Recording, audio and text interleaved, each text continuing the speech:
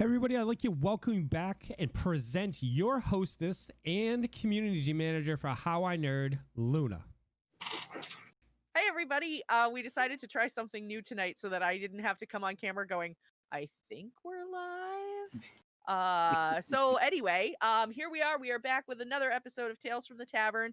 I'm very excited to bring on this week's guests. Couple of familiar faces. Well, I'm a familiar face and Tony is a familiar face in the HowINerd community. But I'm going to give everybody a chance to go around and just introduce themselves and yeah, we'll dive in after that. So I am going to start with Tony. Why don't you lead us off?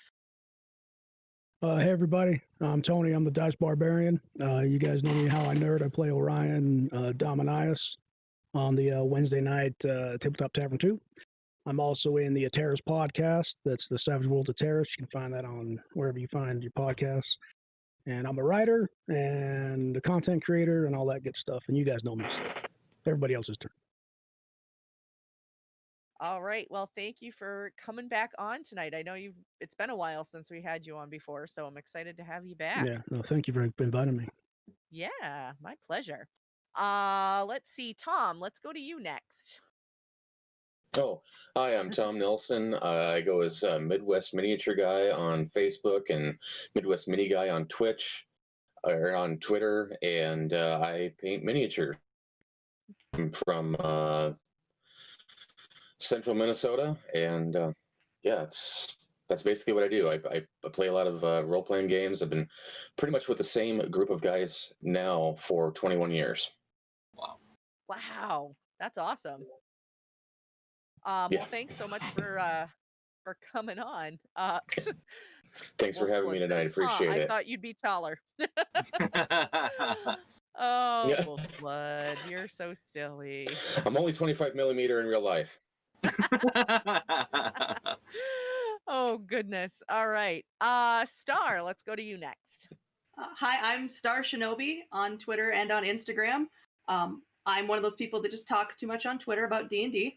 But on top of that, I also have a small project called Daily D&D Magic, which I need to put a not so daily in front of it now, but where I make magic items based on one-word prompts from Twitter.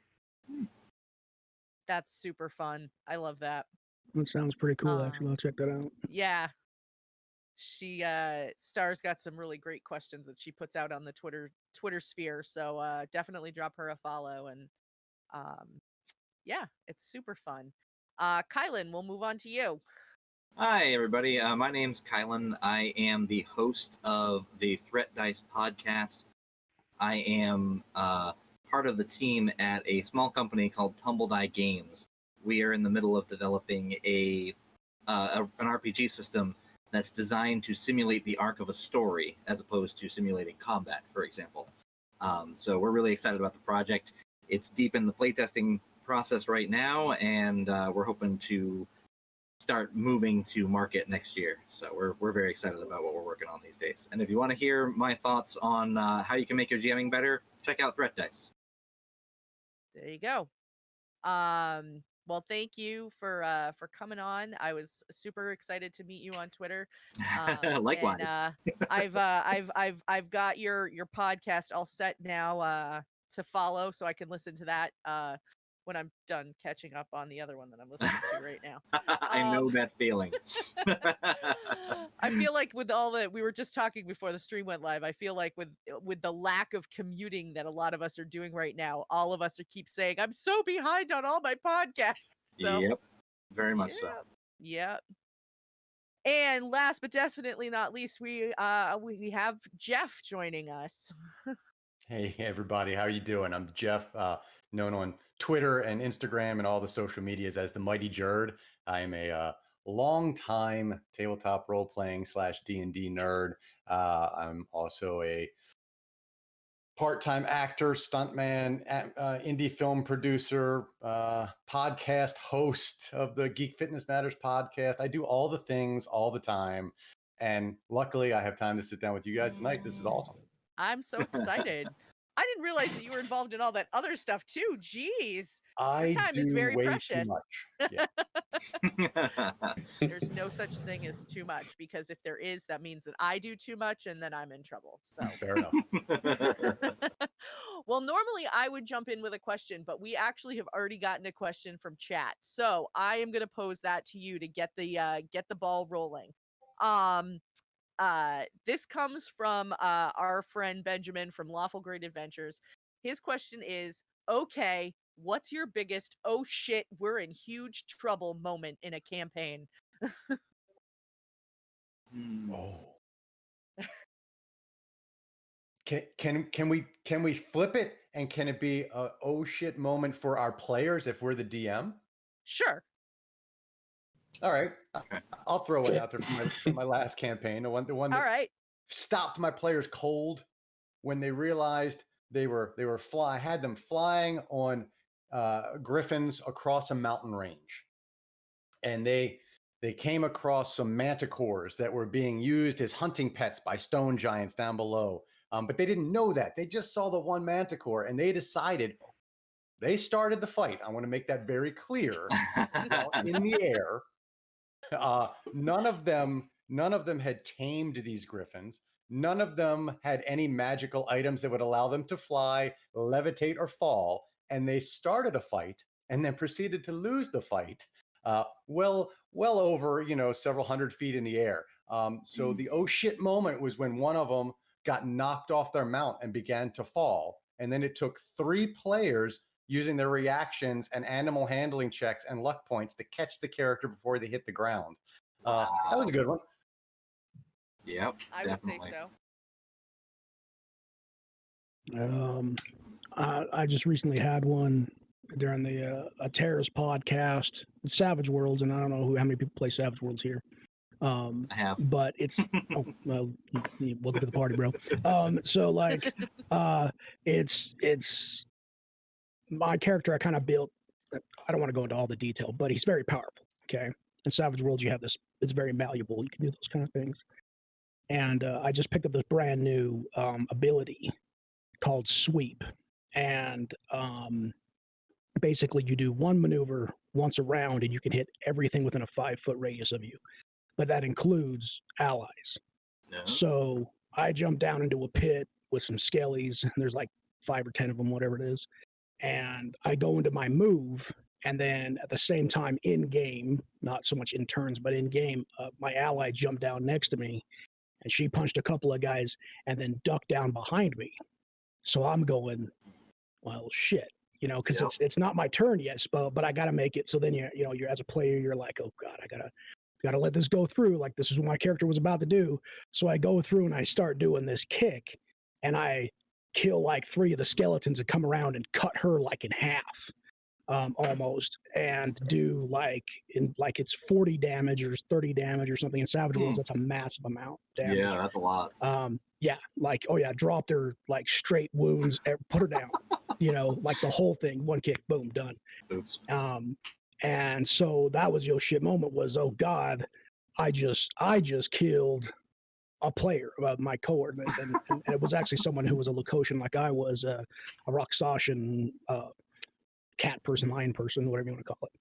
And so in the character, I had to act out the character freaking out and like trying to patch her together before the healer shows up, and he's like trying to put her guts back in her stomach, and he's like freaking out all over the place, and he's like, and like it was crazy nuts. But it was like that as a player, I'm like, okay, I guess I don't do this maneuver, but I was like, no, Leonidas would totally like think that she's gone because she just ducked behind me, like she's gone.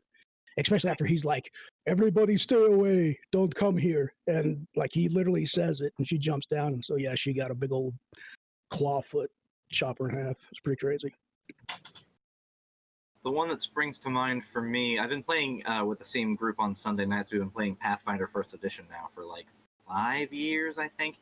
We're on the second campaign, but way back in the first one, we had a moment where we'd infiltrated this cave full of northern tribesmen that were related to one of our party members, and they were all worshiping something that we couldn't quite figure out. and our bard, who had tamed a giant wolf for some reason. I'm pretty sure the wolf's name was Mr. Wiggles, if that helps.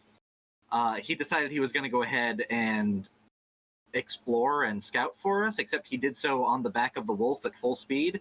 And the oh shit moment was definitely when the blue dragon breath weapon cut him in half in one hit and dropped him. And it was, I think, the only actual party member death in that campaign, because generally we played pretty safe. But yeah, that was a bit of an oh shit moment.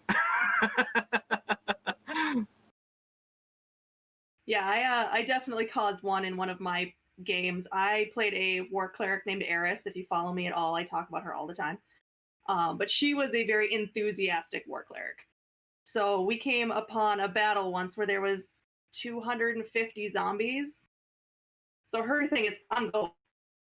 But I had a player, a gnome, that always sat on my shoulder. So he came with me at that point. So that was his kind of oh shit moment into this. So he's like, he remembered that I'm a cleric. He's like, they just have to see you for channel divinity, right? Yeah. So he's like, I can't thunderclap. So he ended up doing that, and all of the zombies paid attention to us. I cast channel divinity, and that's how we wiped up 200 zombies in one go. I turned from an oh shit to oh shit. Nice. Oh, Greatest shit. thing we've ever done together. That's nice. I'm going to flip this again a little bit, because it wasn't so much of the party that I was in. It was more of me giving the oh crap moment to my DM at the time. So this is quite a few years ago. My buddy had decided that he was going to try and reinvent the wheel for the most part. He was switching everything from old West End Star Wars to GURPS, because he liked the GURPS system better. Mm-hmm. And we're going to play a Star Wars campaign. I ended up playing this lizard guy, and he had spent probably 3 or 4 months converting everything, writing up the campaign that he's going to run, and coming up with the NPCs. And the 3 players we're all getting together. The first game right out of the bat. And I said, okay, and of course we start in a cantina. Of course. And I'm playing a bounty hunter, so I flip open my data pad to see if there's any bounties that happen to be in the room. And of course she says, oh yeah, there's a couple smaller ones. And then there's this guy that's sitting towards the middle table, who's wanted by not only the Empire, but also the Republic, and for numerous offenses. And I'm like, okay, how much is he worth? He tells me, I'm like, well, that's pretty good. That's going to get me at least a droid and get my ship repaired. So, yeah, well, is it dead or alive? And they said either. All right. So I take out my my riot gun, and I said, I'm going to go for a called shot to his head. I figure, take this guy out. Right. Go get my bounty, get my ship fixed, get off this rock. And he's like, okay, well, you're going to have to roll really high to to get the called shot. It's got to be at least I think we're at least a 20. All right. I roll a natural 20 for the called shot. Nice. And presume basically to blow this guy's head off. And I see him breathe this heavy sigh, crumple up about 3 pages of notes and whatever, and do this, and go, that was the NPC you were supposed to talk to. And there's stormtroopers coming. Now what do you guys do? Nice. That so yeah, that is was a lesson you learn early as a moment DM. of just, I'm like, yeah, oh yeah. I'm like, so that's basically where I learned.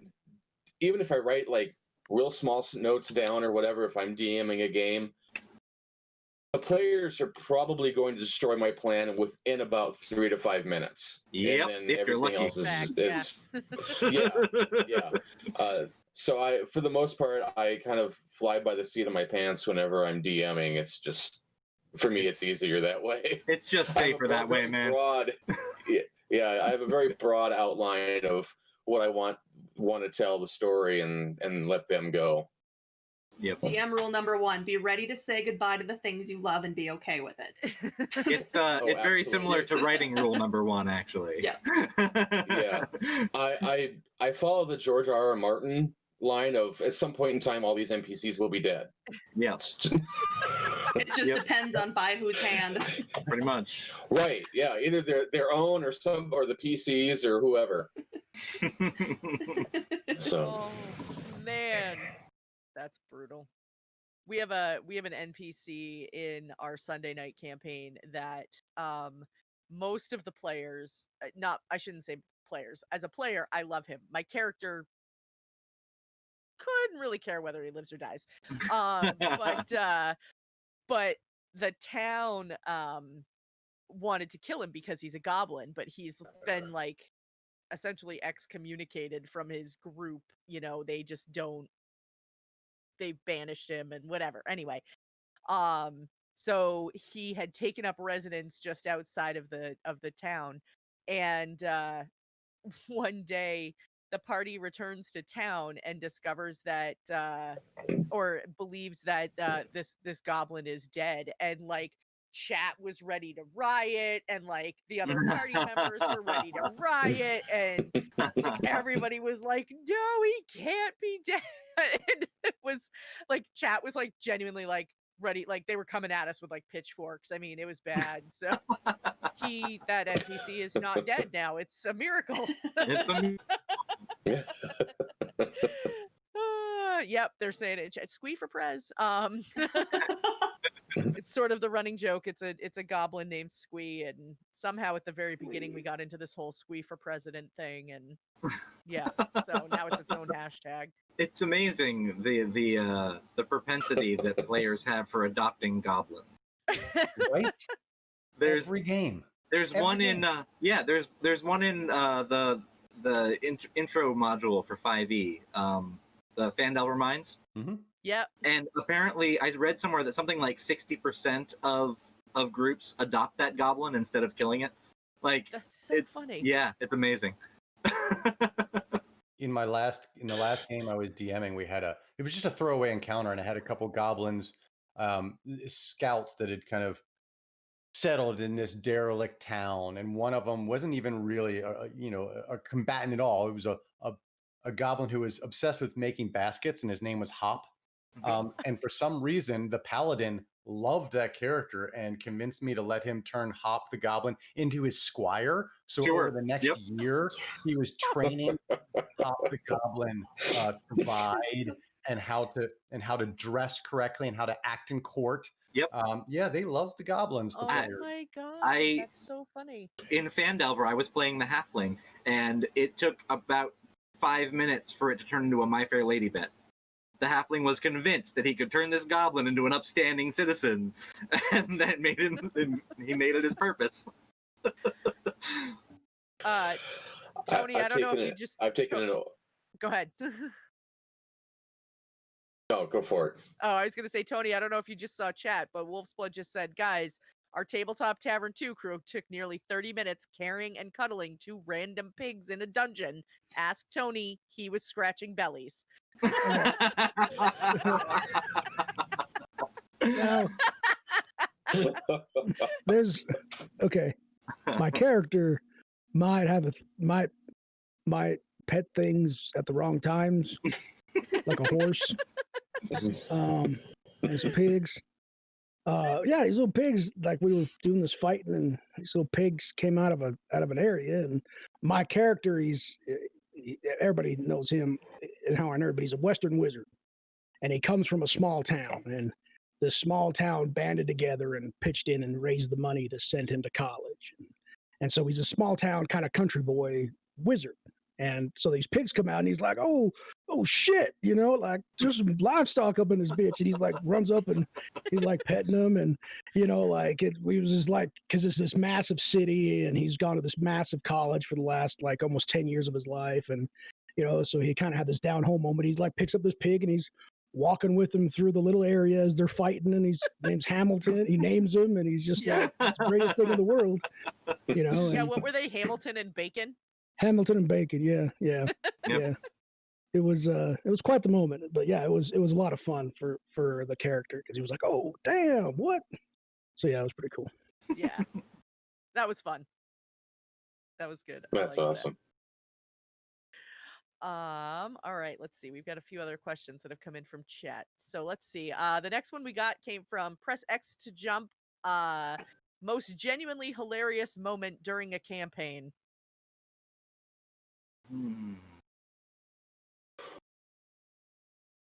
Well, there's one time I was running through with this tabletop tavern crew, and these bunch of pigs came out of the door. And so I ran over and picked one up, and I was petting it. Actually, there's a ton from tabletop tavern 2 that are just hilarious. Yeah. Like, I could go on and on with that. It's just too much fun. Mike's not listening, right? I was Hi. Hi. I was running this second ed D&D game. Had done it for we ran it for 12 years, off and on. We tried to do it once a month, and then it was like quarterly and whatever. But towards the middle of the game, the PCs had come across this kid, and I told him, I said, if you can get him to become basically a level 1 fighter, keep him alive, then I'll give you guys some XP or whatever it was for it. And a friend of mine who was playing this night, they're going into a fight, and the kid was being played by another friend of mine, because his character had died, so he took over this kid named Jason. And Sir Lyran to Jason and says, hand me a weapon, Jason. And Jason says, would you like a bow, sir? And Sir Lyran is this blade master guy. He uses long swords and short swords and stuff like that. And Sir Lyran looks at Jason and says, Jason, when have I ever used a bow? And it's throughout this entire game that night, weird stuff has been happening. And my friend Eric, who's playing Jason, deadpans, looks at Sir Lyran and says, it's been a strange day, sir. And everybody just lost it, because it was just total deadpan. And coming from Eric, he's an electrical engineer anyway, so he can totally deadpan, and everybody just died laughing because of all the other weird stuff that had been happening. Here's my friend Harvey, who's playing Sir Lear and turning to Eric, to his squire, that was probably one of the funnier moments that we've had. And I think for me, there's been so many funny moments, but for me, the funniest moments at the table are always the just out of left field riffs that players will do sometimes. And I'm going to go ahead and say that my riff this one time just had our table losing. We're playing Curse of Strahd, and the DM that I had was really good at setting the tension and setting the pace and building the horror of it, as opposed to it just being a hack and slash adventure. So we had been very tense for probably a good 2 to 3 hours that afternoon. And we were still early on in the adventure, and a lot of our characters, spoilers, there be undead in this adventure, for those of you that haven't played. Gasp. Shocking, I know. How could you? Spoilers. We ran across, a ghost, or what we thought was a ghost, and all of the players, because we were still low level at that point in time, I think we're like 3rd level, we're freaking out because, of course, metagaming happens, and people are like, "Oh, that's the CR is too high for us. We're gonna get crushed, etc." And I don't know what possessed me. I was playing a dwarven fighter cleric at the time, a worshiper of Talos. He was just all about bringing the thunder, and I riffed this thing about how to capture ghosts. It was a story about. Let's see if I can remember it. It was. He looked at the other players and deadpan asked everyone at the table, "Well, do you have any jam?" And they just kind of looked at me and said, did you say jam? And I said, yeah, if we had some jam and mirrors, that's how you catch a ghost, right? You smear jam on a mirror, and it has to be dragonberry jam, by the way. You smear jam on a mirror, and see, ghosts, they love jam, right? So the ghost is going to go up to the mirror and he's going to start trying to lick the jam, but he can't get it because he's a ghost, see? But what you do then is you take another mirror from behind and you squish him like a sandwich. Then the ghost doesn't know where he is as he spins around. All he sees is the jam all around him, right? So then he's stuck in the middle, but he's happy ghost because he's got the jam. Then you take some rope and you tie it up and you let him outside like a stray cat or a rat or like a carrion crawler or something. That's how you catch a ghost. Oh my god. And the table was on That's for a solid 30 minutes. Oh my god, that's amazing. Don't know why it happened or where it came from, but it's just those tension breakers are my favorite moments in campaigns that really just leave For me sure. laughing. Oh god. And I think the accent made it just that much. Yeah, better. Yeah, exactly. Yeah, for sure. yeah, The most absolutely. ridiculous accent in the world, and I did it all the time just to irritate the DM. It was I beautiful. love it. I had a party one time. Shocking. I was playing like a halfling rogue or something like that. And my character, we were resting for the night, and my character woke up and like heard a noise and woke up, and whoever was on watch had fallen asleep. But as she wakes up, she looks and discovers that somebody else, presumably somebody in the party, because nothing had happened to the party, had hogtied our cleric in a fireplace in like the vacant building that we were in. And so she just kind of looks at him and she's like, huh, all right. And like goes off to investigate whatever it is that she heard. And she comes back and he's still sound asleep. So my character and the cleric did not get along very well. So she rolls a check for sleight of hand and proceeds to rob him blind while he's sleeping hogtied in this fireplace. And then she sets a fire trap under him. So when he gets down in the morning, he'll set off the fire trap. Fabulous. That was my very funny moment. Yep.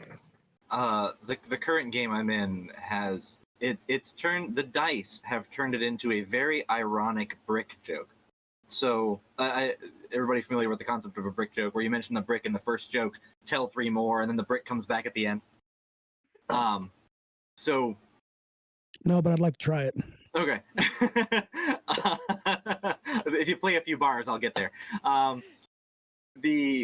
My character started out as a fetchling, which is a humanoid from the Shadow Plane, and the first friend he ever made was a Tengu, this Pathfinder again.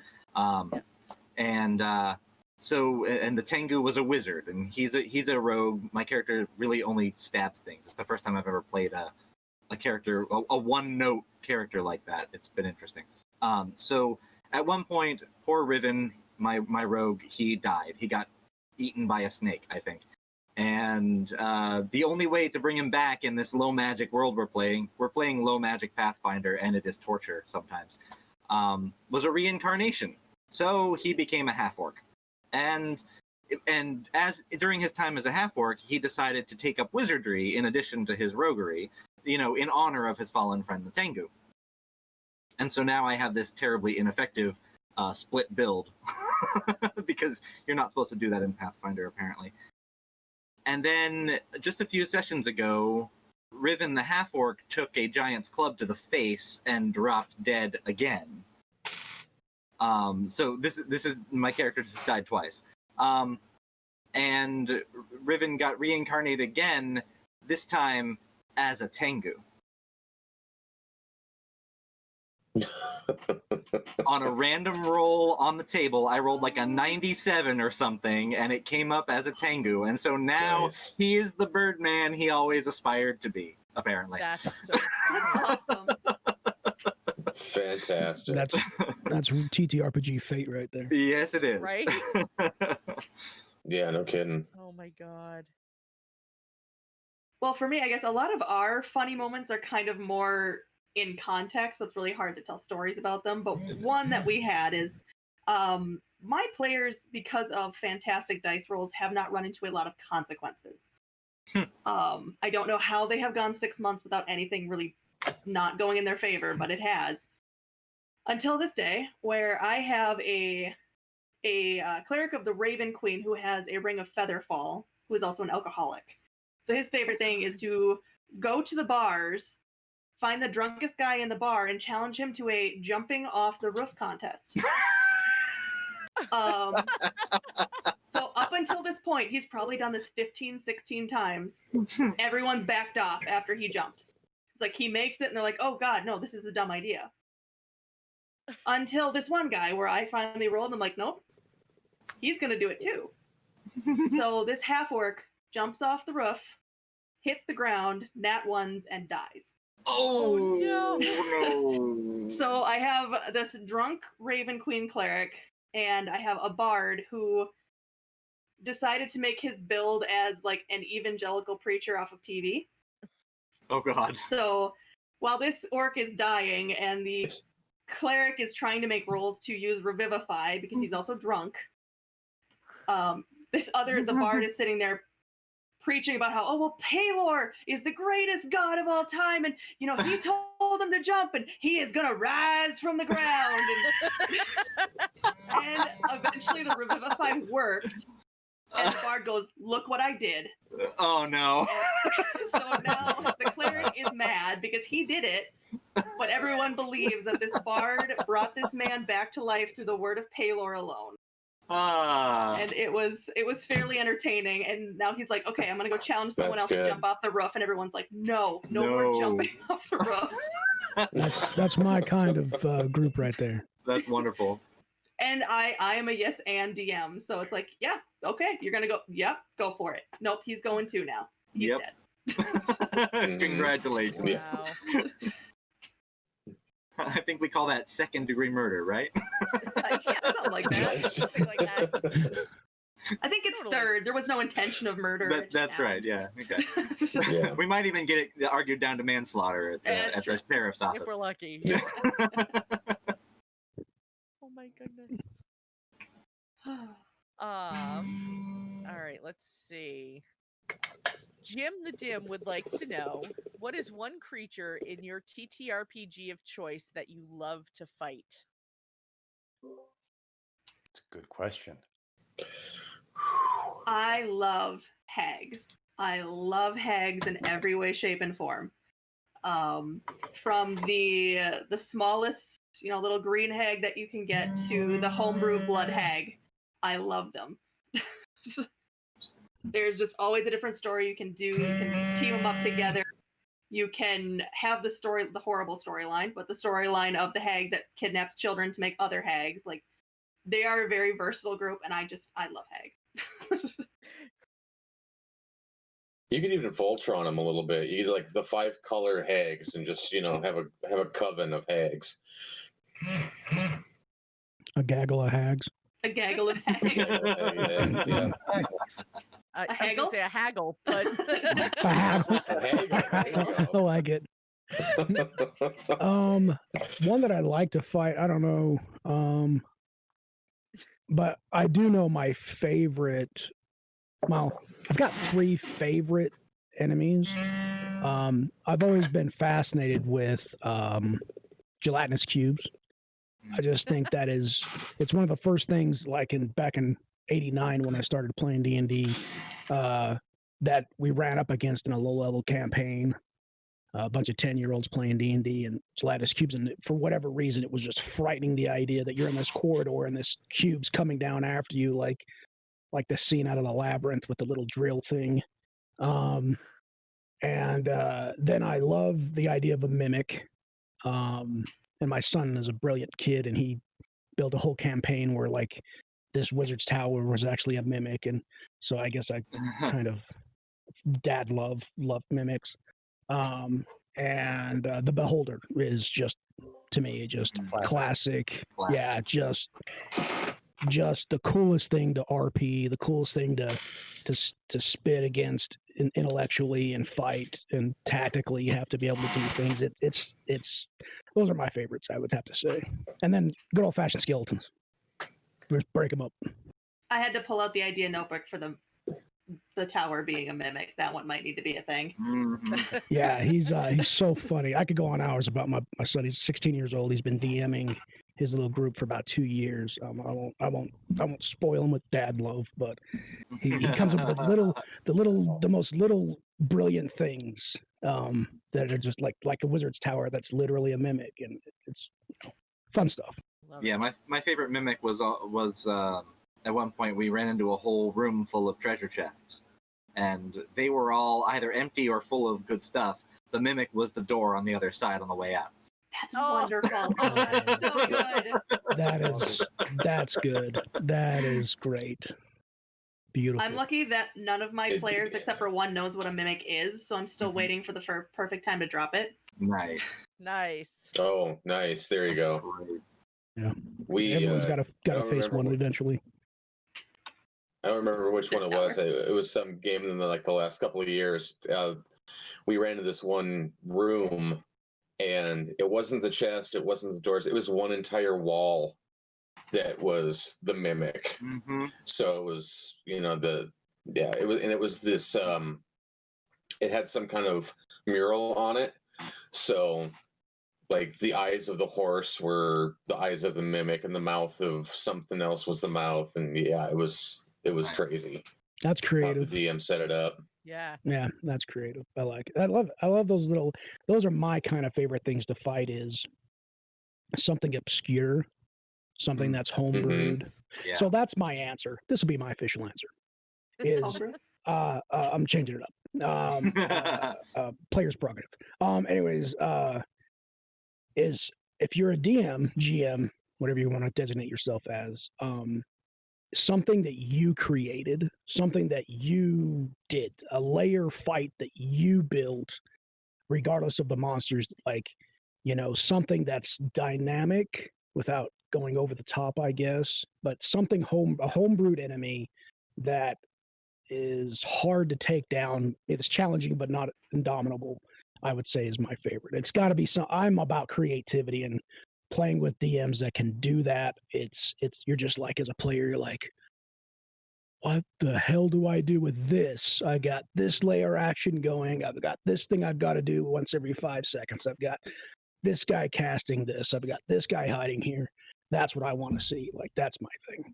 There's my answer. Nice.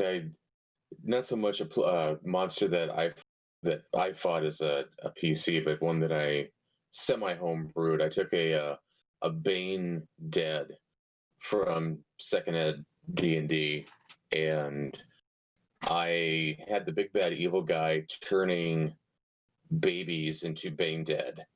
And so when the PCs would finish one off, instead of it just disappearing or falling or whatever, the robes would fall down, and there would be a baby underneath the robes. And it was really great when I had I was eating the evil muffin on that one. It was bad. I had a paladin and a cleric of the same god in this piece in the campaign world, and they cast detect evil on the babies, and they're just radiating evil. And so now it's the moral dilemma of, okay, do we try to save the babies or do we kill the babies? And the paladin is just like, that's evil. A moral dilemma, Wow. For the cleric it was, because he's like, wait a second, they're just babies, and the paladin was just like, well, they're evil, sorry, we got to get rid of them. And I ended up having one of them be, instead of being a baby, I had him be a 15-year-old boy that when because he was like I said, they were possessed, and he was actually from about 100 to 150 years previous, but he'd been this thing for that long. And so when he was finally dispossessed, even though he still radiated evil, he was like, where am I? Who are you? What's going on? And they tried to take him under their wing and help him out as best they could. along the way, the whole party completely forgot about him and left him somewhere. And he came back like 10 years later as an evil kid because he's like, left me to fend for myself in this, this village mountain range area. And now, I decided to go back to, possessed, and here's this army that I'm leading and whatever. So it was, I mess with my characters a lot, and it's a lot of fun to see how they solve problems and situations like that. That's a 6 glass of wine session. Yeah. At least. Yeah. That's a hard pass. Yeah. That's a hard pass for me, man. You guys, Like, I had an answer, but That's I too feel much that for me. after that answer, we need to like palate cleanse. Yeah. Like my favorite. follow up on that one. Like I don't know what the. I had the universe in the palm of my hand, and I had this glove with these diamonds on, and I snapped my fingers and changed reality. Yeah, it was. Yeah, that was something I came up with, and I'm just like, oh, this is gonna totally just screw with them, and it did. It was great. There's whenever, because these things would show up about every other session, and because the big bad evil guy was sending them against the party to keep them from reaching him. And I kind of use them as like the Nazgul, kind of a deal. But of course, they're spellcasters and stuff too. So instead of casting magic missile, they had something called ice missile. And instead of doing like a D4, they do it was either a D6 or a D10 cold missile damage. Yeah, that was fun to mess with a party of about 6 to 8 players. And just start taking them down one by one. Evil. Ooh, I like mind flayers. Yeah, I'm a big fan of the Illithid. Oh, yep. I like them. Yeah. Oh yeah, I'm the forever GM, so I don't do a lot of fighting. But boy, do I like mind flayers. I really like playing intelligent foes. That's always fun for me. Once they can outsmart my players are always fun. And going back to Curse of Strahd. Okay, Tony's brain. Sorry, guys. That's fine. If you have a DM that can break down the real mentality of Strahd, You can play Strahd. Oh yeah. it's a beautiful thing to watch. Instead of this like atypical, I'm a vampire and I'm pissed off. Hard pass. Like one of the scenes I did in a Strahd I played was I cut myself, poured it into blood, and was calling to him. I'm not going to give anything away, but there's a reality difference in the world. And I was calling to him, and my DM was like, "Oh no, that's bullshit." And I'm like, "Dude, this is a perfect chance for some great RP, and there's like this whole thing we could do right now." And he's like, "Oh no, that's bullshit." And I'm like, "Oh, fuck." Oh man. But yeah, sorry, don't mean to step on you, but as a DM, if you could do that kind of stuff, dude, I'm sold all day. I have always wanted to be Strahd, and I haven't had the chance. It's still on my list. We're looking for the right group to play with. I feel like you need a good, dedicated RP group to play Strahd. Oh yeah. So I have avoided all things spoilers for Strahd because I don't know if I'm going to run it or I'm going to be in it.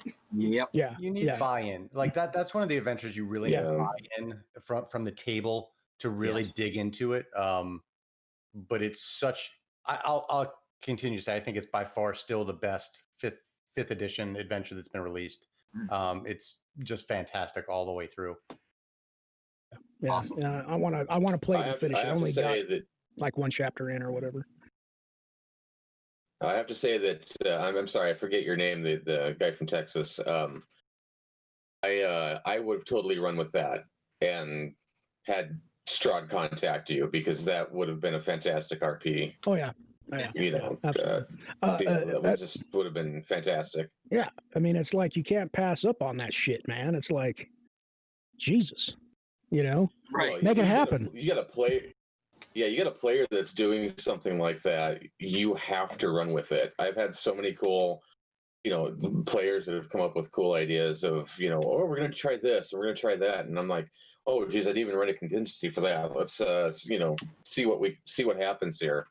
And yeah, that would have been a really great one to I wonder have if Strahd it's contact you. I wonder if it's and I think we've got out of turn. I'm sorry, I step on everybody. My thing. Sorry, folks.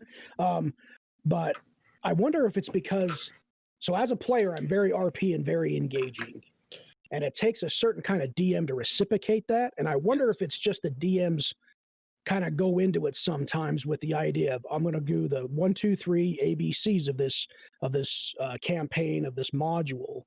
And then you get players that are stepping in that are like, okay, I'm going to break all of that shit, and we're going to go A, B, and F through RP, Mm-hmm. And I wonder if it's like, I don't know if it's because I haven't DM'd in, well, I mean, I DM'd the last like 5 years, but I haven't like DM'd, like got into it in a decade. I mean, I hung up my DM boots a long ass time ago, and just permanently play from now on. But I wonder, I don't know, for the DMs that are out there, is it like an intimidation factor, or is it that it's just a break in the process? Because it happens not a lot, and in streaming it doesn't happen as much because professional level, that's the wrong word, but it's kind of a different environment sometimes, and everybody's trying to always bring their A game all the time. But I'm that's my question to the group, is that for the DMs, is that an intimidating thing? Is it that you just want to get past it? You don't want to deal with it? What is it that causes that? I have a theory, and that's, I've found in my experience that DMs, GMs, whatever your system of choice is, are more apt to play in that space when it's a homebrew as opposed to an adventure. Because in an adventure that's pre-written, there is, even if it's sandboxy, there's still rails and story beats. So if you haven't fully ingested the entirety of the module, the motivations of all the NPCs, etc., sometimes when a player tries to go ABF as opposed to ABC and the DM hasn't prepared for that yet, they don't know in their head, that then you get caught in this kind of analysis paralysis loop where you're wondering, if I go with this, does it break something down the road that I haven't internalized yet? And then it completely changes the adventure. I'm not saying like there are good DMs that can go with it regardless, but I think especially for newer DMs, and when we're talking, I think we're pretty much talking D&D at the moment. We're talking, those modules, they're pretty thick. There's a lot of stuff to absorb. And I think that a lot of newer and less experienced DMs, they read as much as they think they need to. And then when it goes off the rails, it's like, oh crap, what do I do? What do I do? I don't want to ruin the adventure. Does that make sense? Yes. Oh, dude, that makes perfect sense. And that's a great perspective. Thank you. Absolutely. Thank you for that. Yeah, absolutely. Yeah, so I guess the advice I would have for DMs is, even though you do get the advice of, if you're running a module, just read what you need. Just skim the whole thing at least. Mm-hmm. I mean, if you can, read it, ingest it, know what's happening, but at least skim it, so that when something like this pops, you can be like, okay, I don't think it's going to. But also on the other end, no, you don't have to stick to the book 100%. If someone wants to RP talking to Strahd, and it's like, this is the first time they're supposed to encounter him, fuck that. Let them talk to Strahd. Right. Yeah. Because it's going to be more fun. Yeah, that's what I'm talking about, folks. Yeah. If the player is going to have fun, that should be the route you go, unless it's going to break the world. If it's going to break the world, say no. That's totally fine. Yeah, but that's if they're being an rare asshole, occasion. yeah. If they're just being an asshole to be an asshole, that's different. But if it's just like true RP, I love that perspective. You guys, this is great stuff, because, like I said, all I do is play, and I'm really honing in on just being as much of a professional. I hate that word, but as much as the best player I can be, in all senses. But sometimes I feel like I'm going to a level in the DM, the way you explained it, names, MidwestMiniGuy, the way you explained it was dead on, because I could see that hindsight being 2020, that stopping mechanism that happens, and they're kind of analyzing things. I'm thinking that they're analyzing, Tony's being an asshole, but really they're analyzing, oh shit, but what happens when I get to this point? Will this break it? That is a completely different perspective than I even analyzed before. So there's another part of that I have run into, in that, especially for younger GMs and people who are newer at it, there is this air that the GM is supposed to be infallible, right? Yes. That they are never allowed to make mistakes, that they are supposed to be omniscient and know everything at all times, and that if they even look thrown off for a moment, that the atmosphere at the table is broken and they have failed, which is really it's very wrong. The idea of the infallible GM, I think, contributes very much to what you're talking about, Tony. Like, because they can't possibly switch from B to F, because that would mean that they'd have to improv something, and they would look, it might be stilted, it's not going to flow, right? Yeah. And yeah. one of Okay, I see that. one of the superpowers, so to speak, that I have discovered in the last couple of years of GMing is when my players do something that really throw me off, I look at them and say, wow, I wasn't expecting that. I need 5 minutes. Nothing wrong with that. So everybody go fill your Yeah. drinks, because Yeah. I need to figure this out. Me as a player, I'm like, hell yeah, I'm high-fiving people. I'm like, hell yeah, that's the shit right there. You Yeah. broke the DM. Go do your thing, because you know that's going to bring something great back. Exactly. And that for me has been a big game changer. Yeah, and I know I was talking, I think, with one of you actually the other day. I can't remember who it was, but we were discussing that one of the things my players love most is when they do something, I go, well, shit, and I'll take my notes, crumple them up, and throw them over my shoulder. Yep. It's like, good job. You got me. You got me. That is something I have found players enjoy when they realize they have outmaneuvered the DM for a minute, because most of the time they don't know we're BSing it behind the screen. Right. Because most DMs, that's what we're doing. We had a plan. The plan was gone 10 seconds into the game, and we're rolling with what we got. That is most of what being a DM is, knowing the world enough that you can make it look like you know what you're doing. That's right. And then making sure you punish them for whatever they did. Once in a while, you have to remind them, I'm God, remember that. Yeah, don't forget who sits behind the screen. That's right. Oh yeah, that's right. You're in charge. I forgot.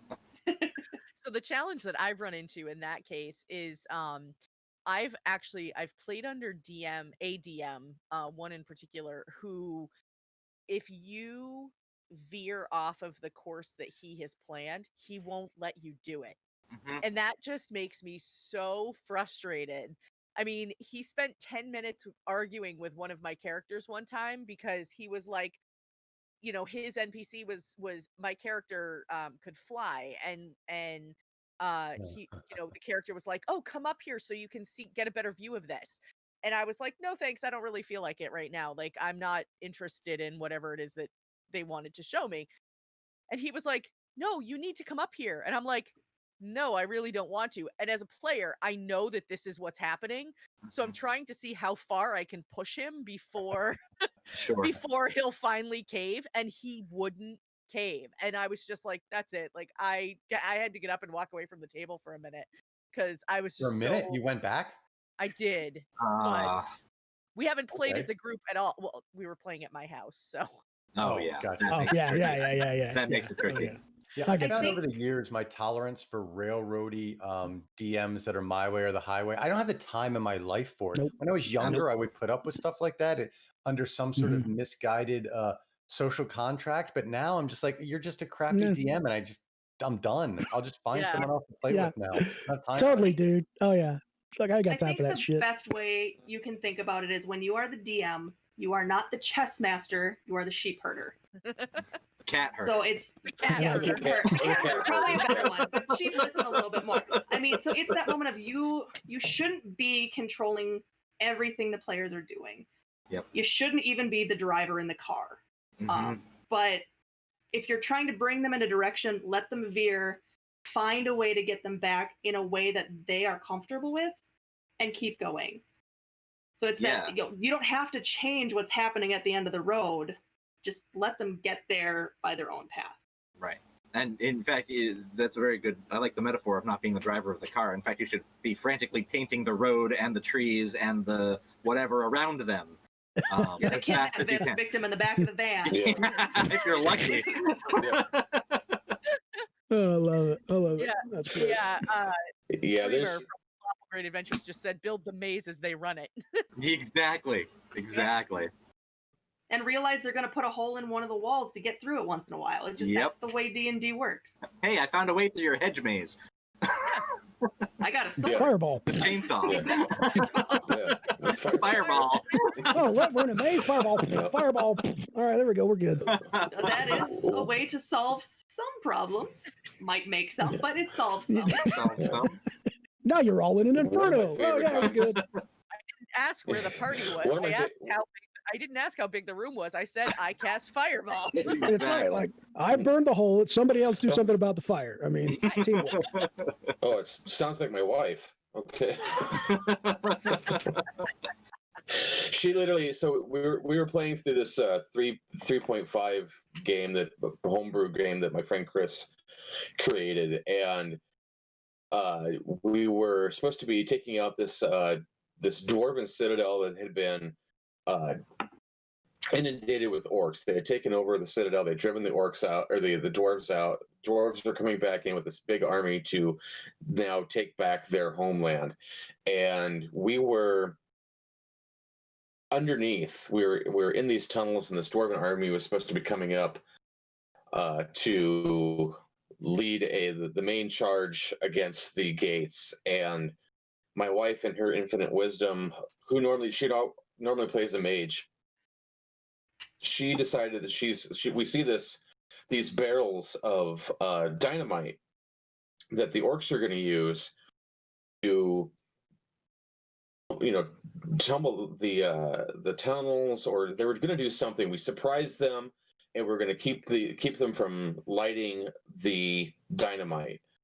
And before most of us even get to the dynamite to secure it, from the back, my wife says, "I cast fireball at the orcs," and as they're running away, which ignites the dynamite.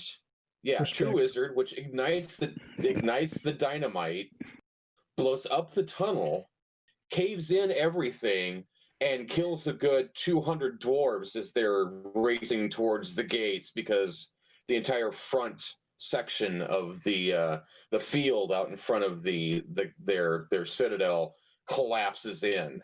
And yeah. That's precisely what I mean by punishing your players for their choices. with that's realistic some Salvatore consequences. type shit right there. That's like, dwarven battles and caving in. I love it. Well, that's a Some good Dritz point. Dwarven type shit. And that's a good point for DMing too, is like, if you let people succeed with their great choices, it's their fault when they fail, not you being a bad DM. Right. The consequences are natural. Right.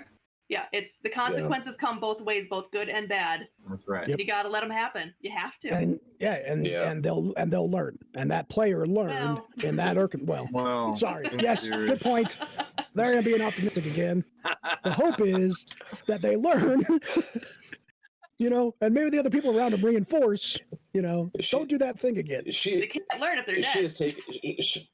She has taken it now to as that is a badge of honor of being able, whenever she plays a mage, to at least at one point in time fireball the party. And so whenever like Kim's playing a wizard, all right, everybody get something that'll protect you from fire, because at some point in time in this campaign we're getting hit. I guess I'm going to be ranged this campaign then. Yeah. Exactly. I'm always one step behind Kim, I believe you said. I'm always one step behind them. Yeah. Everything one step behind my wife. Yeah. I'm watching the chat right now. I just love it because it's all the different DM answers that you can. Are you sure you want to do that? Yeah. Certainly try. If DM questions what you're doing, it's probably a bad idea. The DM goes, that is our way of letting you make the decision, but giving you the heads up that this is probably a bad idea, but I'm going to let you do it if you say yes. The DM goes, are you sure? Right. Yeah, that. Like, So are you sure it, you want to do this? Yeah, that's when you back off. Or the other one is, like, we open the door. We'll describe how you do that. Yeah. Yeah. That door is trapped. I checked That's a good one. Exactly. So do you just open it up, or do you wait, or what do you do? Or are you like kicking it down? Shit, Because like, it could be barred shut. Like, Or I how feel close personally are you? targeted, Luna. Right. Yeah. How close are you? How close are How you? close How you close? standing? Where's everybody else at? What's the marching Yeah, order? They're like, everybody shit. Yeah.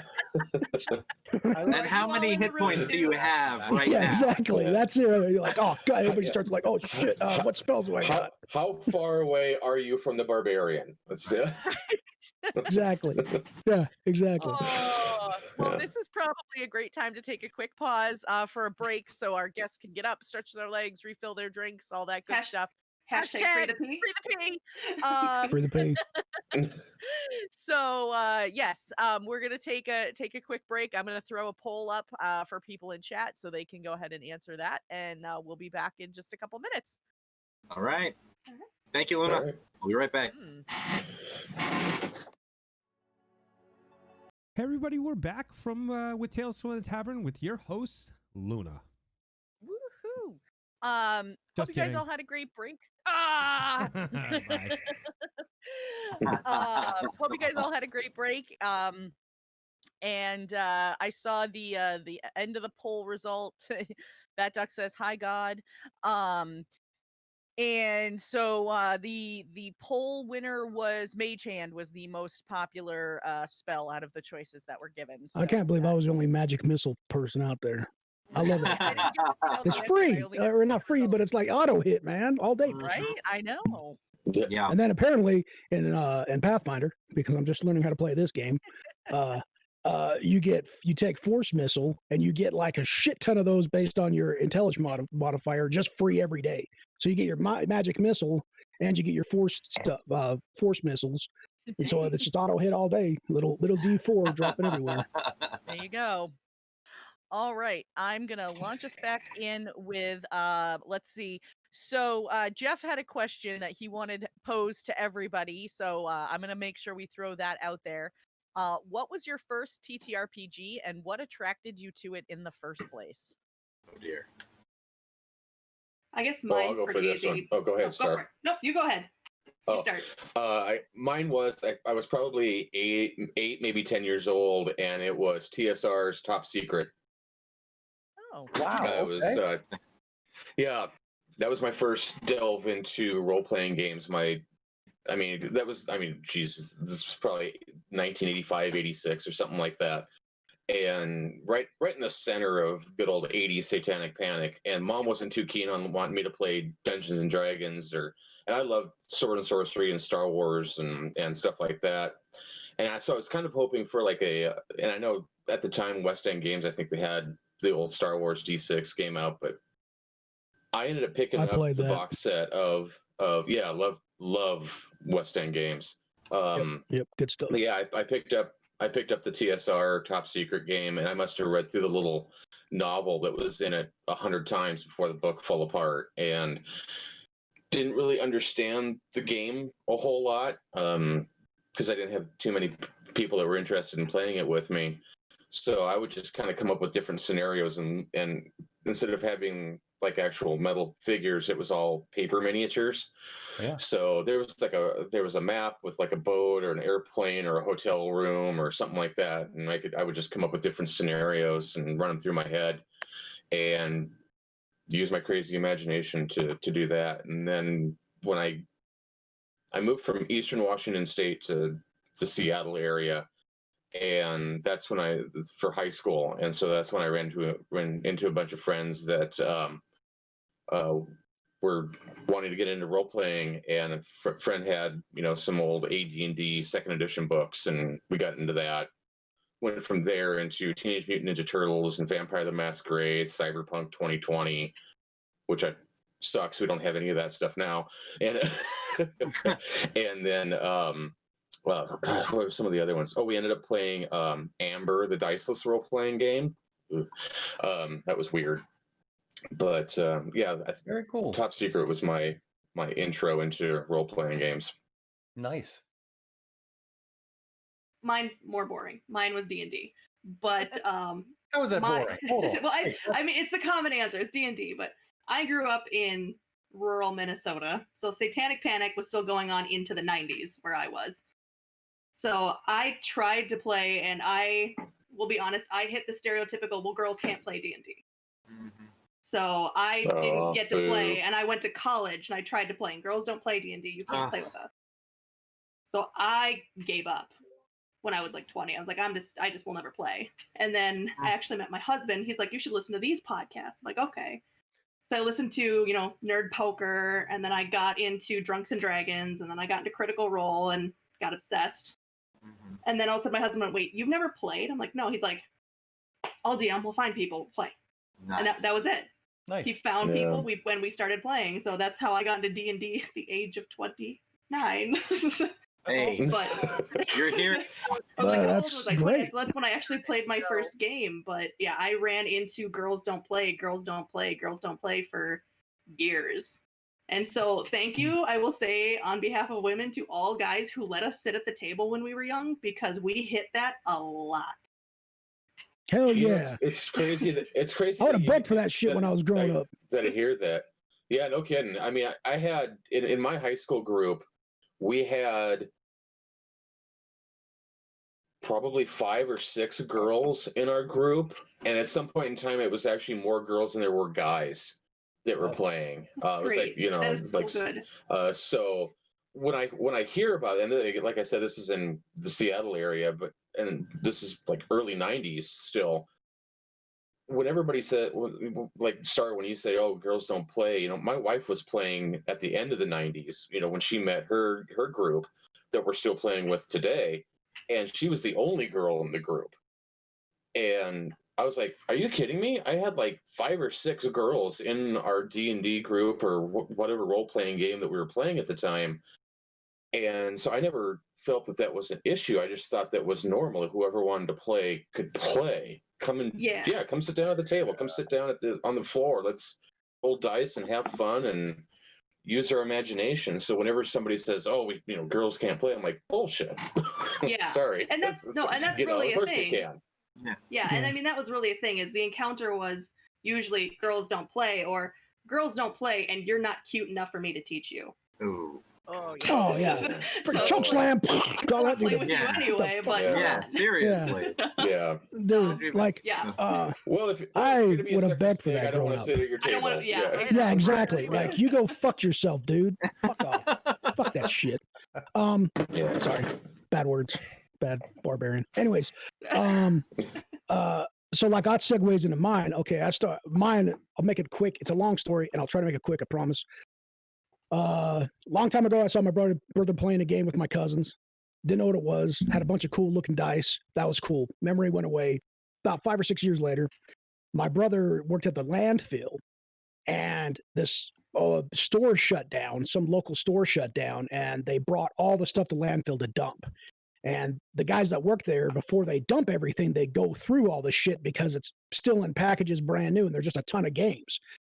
So my brother finds the old purple box with the wizard and the dragon, unopened, fully wrapped, nice.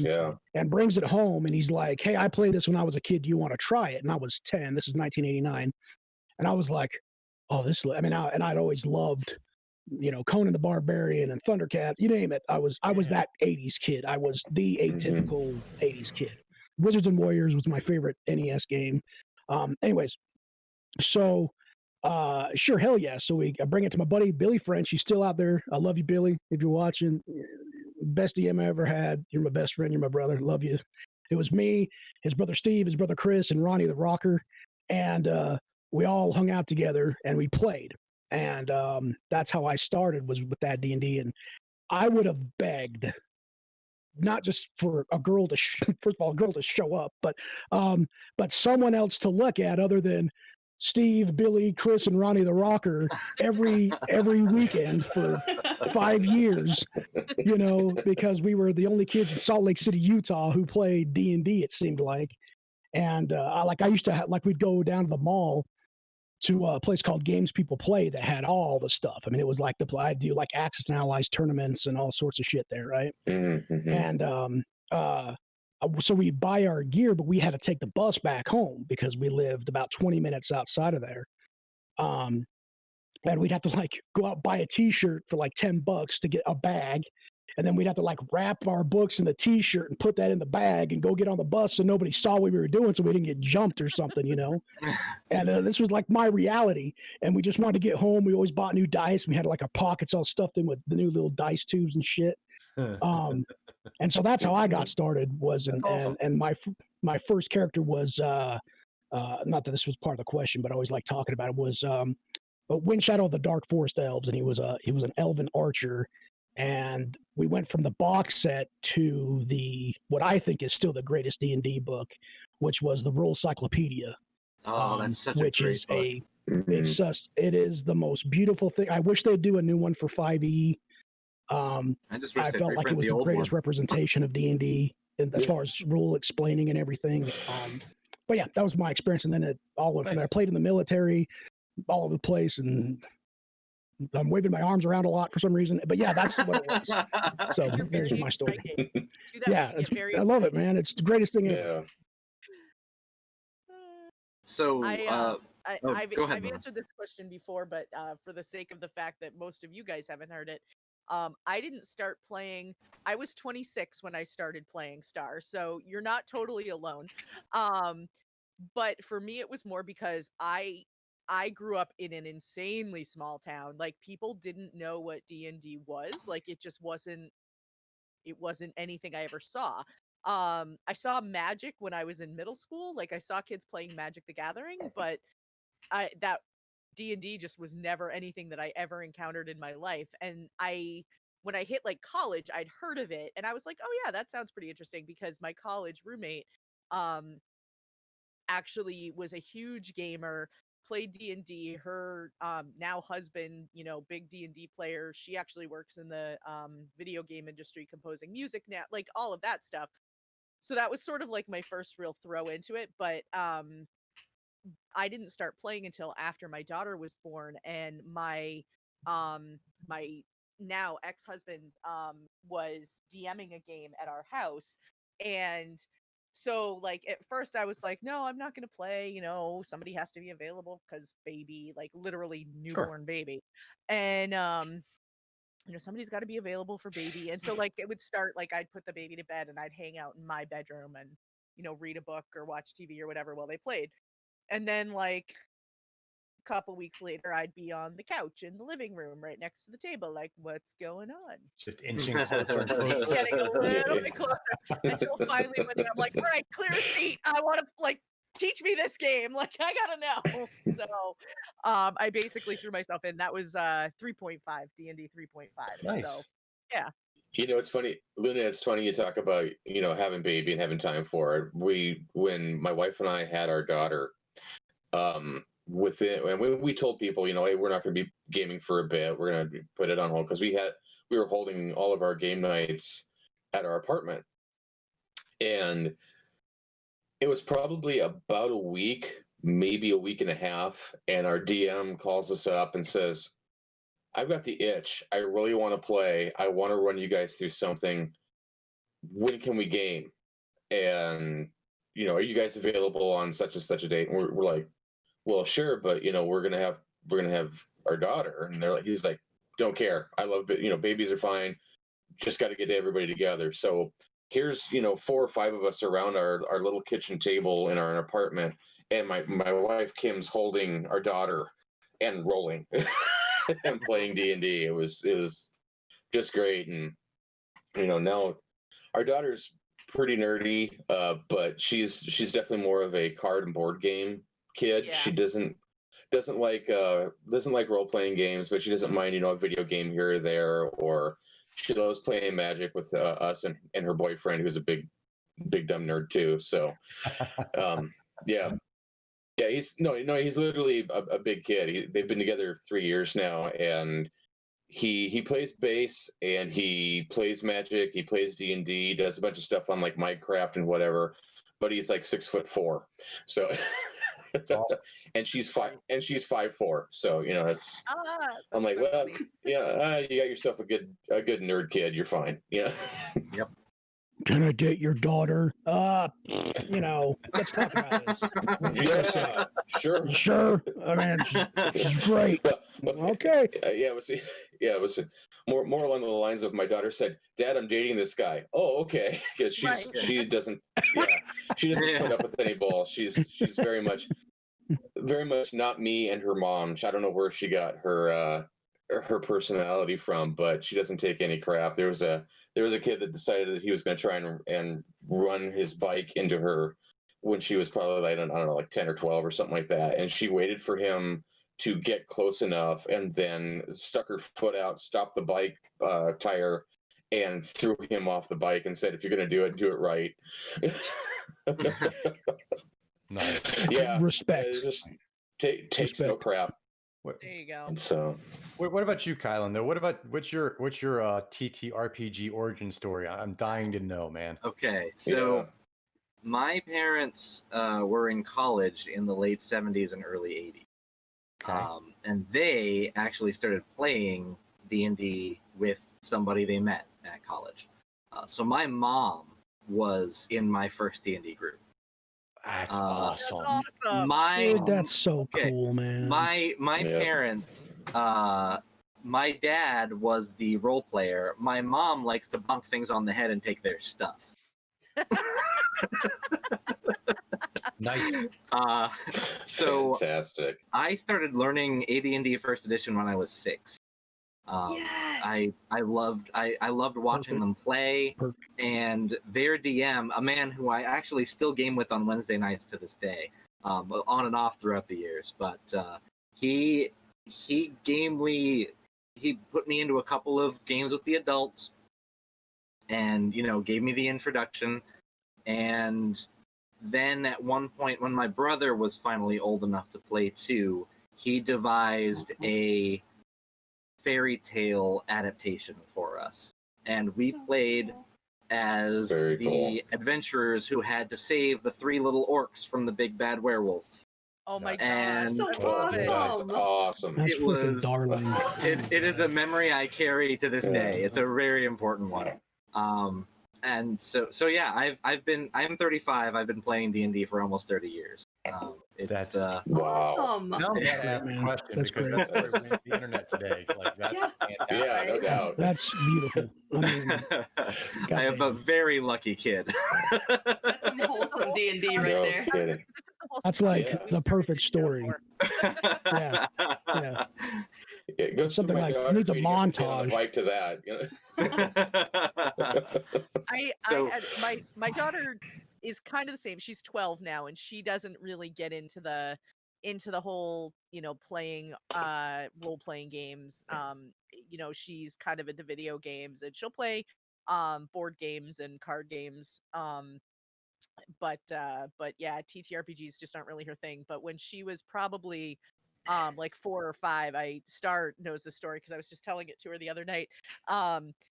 She would come to the table when we were playing, but only for combat. That was the only part she liked because Yep. it was combat, and she's like 5, and so she had her own mini, but her mini was from a Red Rose tea box. It was one of those little porcelain figures from the Red Rose tea boxes, and it was this little pink bunny, that was about the size of a mini, and it would come out for combat, and she would roll, whatever her combat was, and then when combat was over, she'd leave the table, and that was it. Like she was, Nice. yeah. So she was like cute. somebody's little familiar or whatever that would only come out for combat and then would get put away for the rest of the session. And I have a little sister who is 13 years younger than me, and when she was little, she'd do the same thing. She'd come in and be the fairy unicorn princess or whatever while combat was going on, Yeah. and then she'd wander away, because she was 3 or 4 or whatever. And then That's somewhere awesome. along the line, she turned into a horror child, and now she is a game master, and I couldn't be prouder. I feel like this is the equivalent of handing your sibling the unplugged second controller. Yep, Yes. that's Yeah. exactly what it is. Yeah. That's exactly right. Exactly. yeah, oh my Lovely. gosh, that's Lovely hilarious. stories. So Jeff, what's your origin story? Yeah, you gotta pay up, I man. asked the question. I didn't know how to answer it. No. Yes. I'm Oh, posing yes. the question to you now. So Can't get away from us. No, so the year was 1980. I was 8 years old, and Diddle-oo, diddle-oo, diddle-oo. in the summer, kids in the summertime in the 80s, there were no electronic handheld devices. There was nothing. You read books, Mhm. and you went to the community pool, you climbed trees, and you rode your bike. That's pretty much Rode it. your bike. Yep. So in the summer, at the local community pool, they would always do the adult swims, and the kids would have to get out of the pool for a while so the adults could go in and swim. And I would watch in the picnic area. There were these slightly older kids, I guess they're about 11 or 12. Went in there every day with these binders and these books, and were rolling dice, and it fascinated me. And I tell you, I don't know who these kids are. I can't remember because I'm getting kind of old. Memory's going. But bless them for being patient with a younger kid. They could have just told me to fuck off, right? Mhm. But I went over there and I kept watching from the table next to them, just paying attention what they're doing. The dice fascinated me, and they were using the original red box. It had just come out, and the cover art was just drew me right in. And finally, one day, the kid that was DMing looked over at me and said, "Hey, do you want to play?" And I was like, "Hell yeah, I want to Yes, play." please. And then immediately he regretted his decisions as I proceeded to argue with him that my first character, the language he needed to speak was Sturge, because who knows why, but I needed to speak that, the bird language that doesn't exist. And then, I started playing that. And then that was, it was right before, I think I was 9 when I read The Hobbit. And then between the two of those things, it just hooked me in. And anything that involved like a dwarf hitting an orc in the head with an axe was my jam. Yep. And I just fell down the D&D hole from there. I branched out into other games later on in life, some superhero games like the Hero System, played Car Wars a lot. D&D's always been my home just because fantasy is my home. And that was kind of what got me hooked in. I've tried some of the other games. They're fine and well, but D&D is kind of my home, and I always kind of default to it. yeah, I hear you. Yeah, That's Mhm. kind of where I gravitate to too. Is any of the fantasy TTRPG systems? Yeah, and I kind of want to piggyback off something you said there. Is someone asked you to play with them? Yeah, That's a huge thing. Mhm. Beautiful. I mean, wonderful. I had my hairdresser actually said, my kid's interested in D&D. I know you're a DM. Would you run something for them to play? Yeah. I'm like, yeah. Sure. So Yeah. I, made some level 1 characters for them because they're easy. These kids are like 11. And I made a bunch so they could choose from them. And we're playing. And his mom is sitting back there. And you can see she's just fixated on everything we're doing. And I just said, do you want to join us? And she's No like, oh, I'm spectating. too old to play. I'm like, do you want to play an archer or do you want to play a barbarian? That's right. I want to be an archer. Mhm. Okay, come over here. Here's extra dice. Here yeah, it is. exactly. Yep. And that, Yep. and that was the thing, like for her, she didn't think she was allowed to play. Yeah.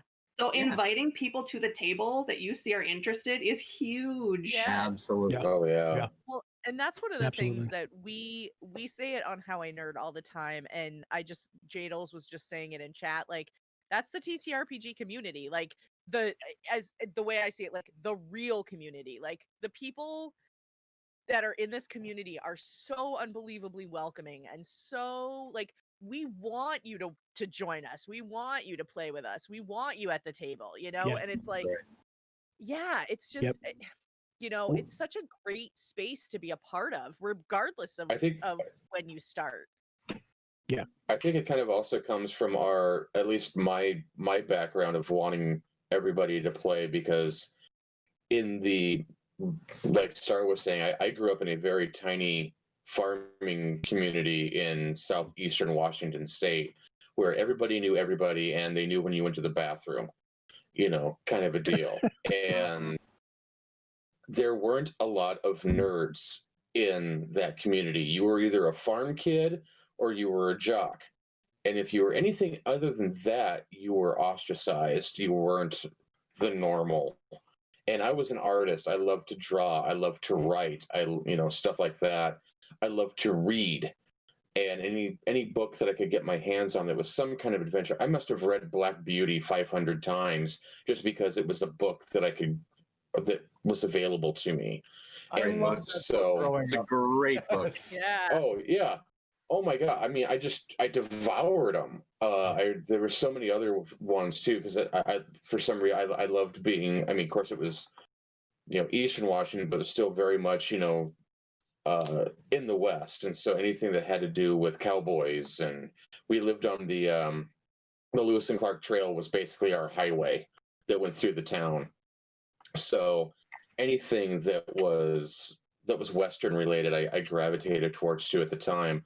So when I finally moved out of there, and when we moved to Western Washington, Seattle area, I grew up in Everett, and realized that there were other people like me that were into art, that were into theater, that were into sci-fi movies and fantasy movies, and oh wait, you like Beastmaster too? Oh, let's go home. I have it on VHS.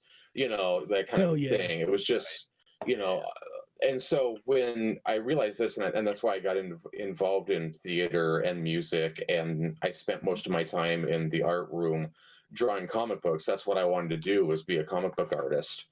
And then I realized I couldn't afford that college. But having, when somebody said, "Hey, what are you guys playing?" It was always, "What do you want to come learn? Because we can teach it to you in about 5 minutes." And oh yeah, sure. So that's where it was. This group of friends that I had in high school ranged from jocks to people in theater to people in band. It was just, a couple of stoners. It was just this gambit of people that were friends of mine, and our one thing that we enjoyed doing together was playing role-playing games. And we would have 10 people in a room with all of their characters and playing for hours and hours at different friends' house. There was times where a couple of us would come up with there was 3 or 4 of us that wrote and created our own homebrew kind of cyberpunky apocalyptic type game, and whenever the characters would move into a different district, whoever created that district would take over as the GM and then keep the story going from there. And so it was very much a collaborative storytelling, before anybody thought about collaborative storytelling at the time, because this is like 93 or 94.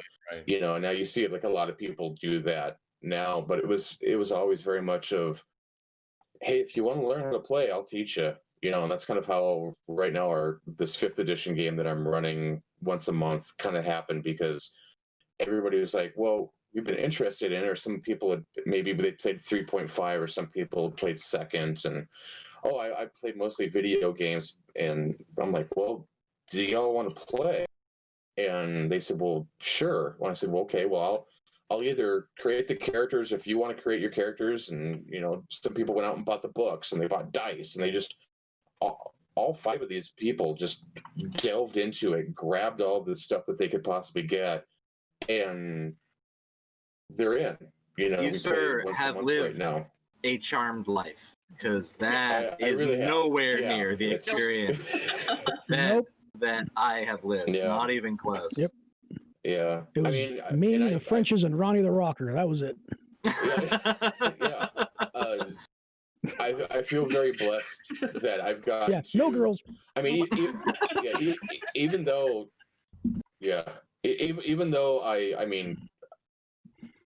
I'm a big guy. At one point in time, I had glasses. I have buck teeth. I was, I was the quintessential, nerdy. Yeah. And, people were, the jocks, I've been bullied and beaten up and whatever, but I've always had some pretty close friends that have stuck by me. And I have to say that social media has definitely made it a lot easier for me to reconnect with some of those folks now too, and go, hey, remember when this happened? And oh yeah, it was totally fun. We should totally do it again. And I'm like, well, now we can do it on Zoom, or we can do it on Google Meet, or, we're halfway across the country and we're talking like this, which is, I think, is super cool, especially during this stupid pandemic that we're going through. The landscape, the nerd landscape is so vastly different now than when I was growing up. It warmed my cold, dead heart. I'm listening to you guys talk about, and I never really thought about it. As mentioned, like someone asked me to play, and I never really went back and realized how important that moment was, because I wouldn't have asked. I never would have been the kid. I would have been too shy. And my life would have been a completely different trajectory. But I went through a long period personally of nerd shame. Growing up, when I grew up, it was so uncool to like the things that I liked. And I got tired of getting the crap kicked out of me and all my books stolen and thrown in the trash and stuff like that, I wouldn't ever ask anyone, do you want to play? Because, oh God, that's my thing. And I've got to hold it dear and safe. And it's my bubble and my safety blanket.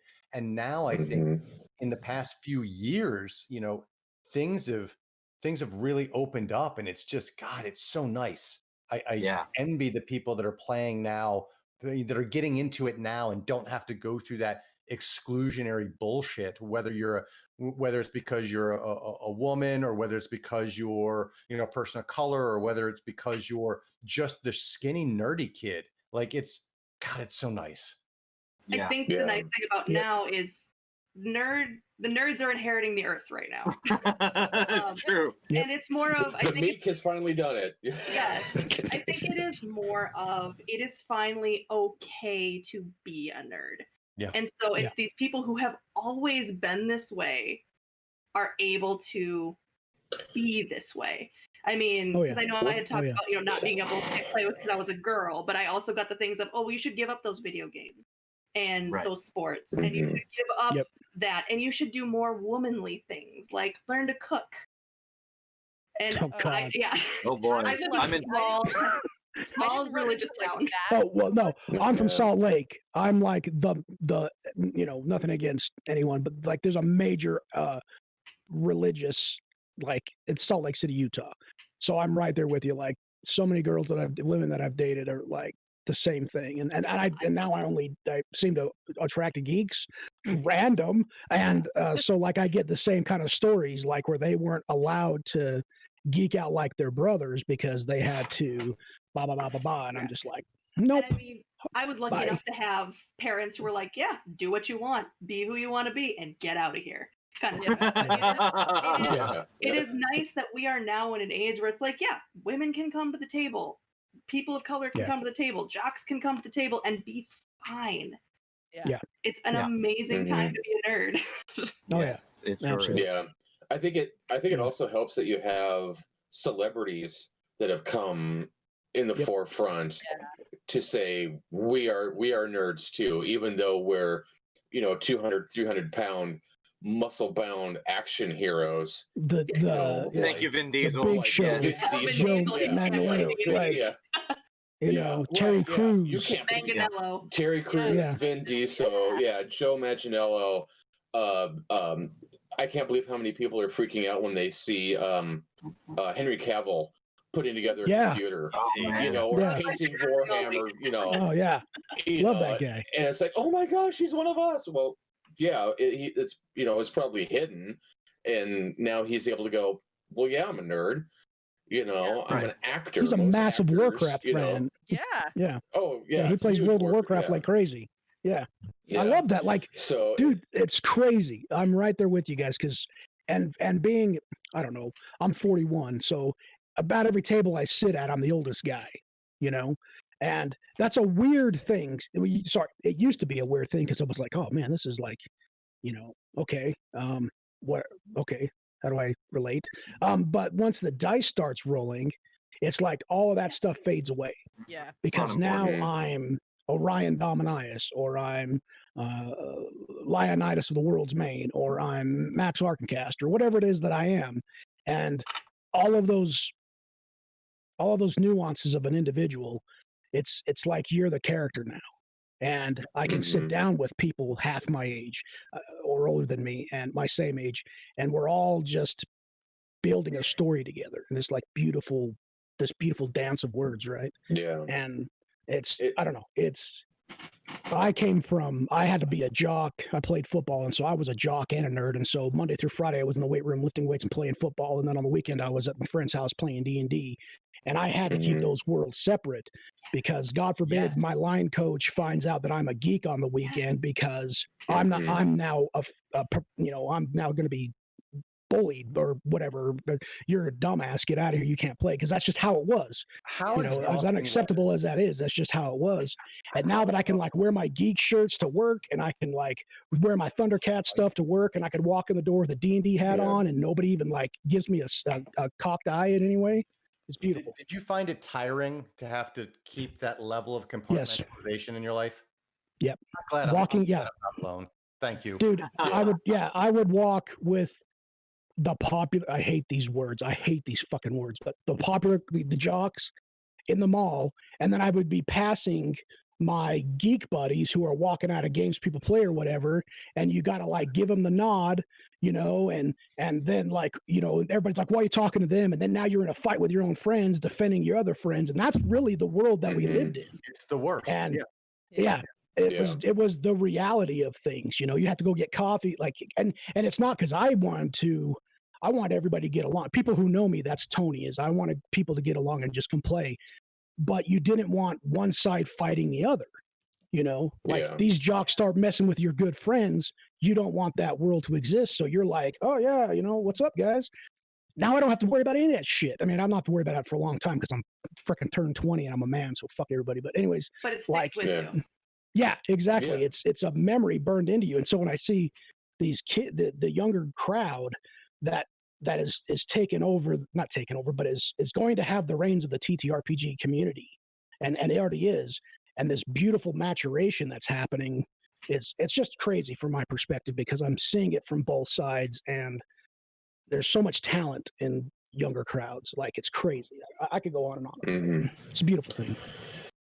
It's amazing the imagination that some of these guys and girls and people and others, everybody has, the younger generation that are coming up right now, and the things that they are writing or drawing or painting or whatever.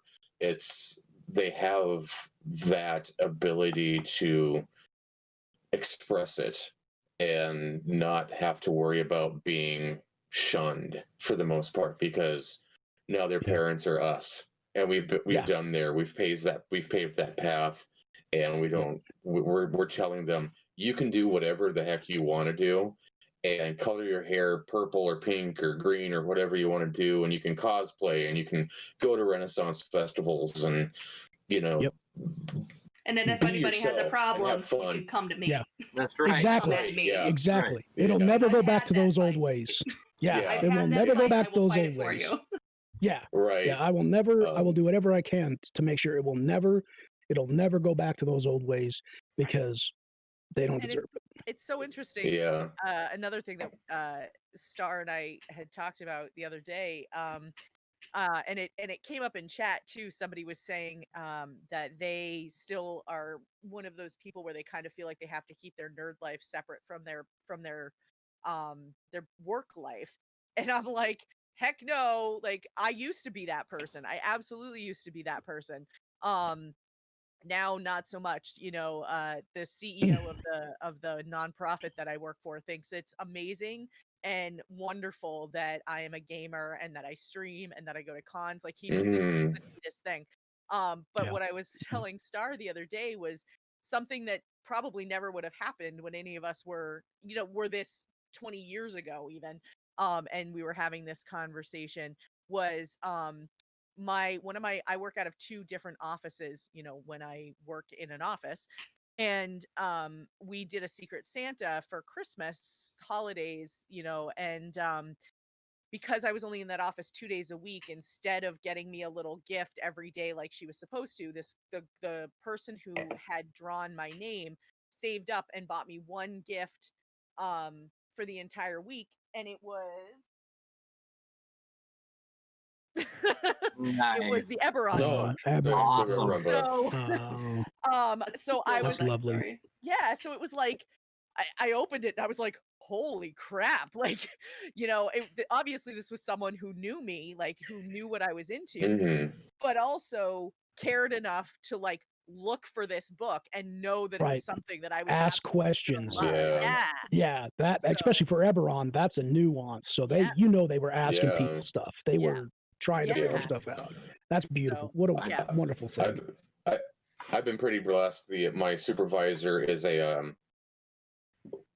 even though we work for a medical device company, he's also a very accomplished professional airbrush artist, and so he's 52 or so, and he remembers growing up in the 70s and 80s as a few years older than me,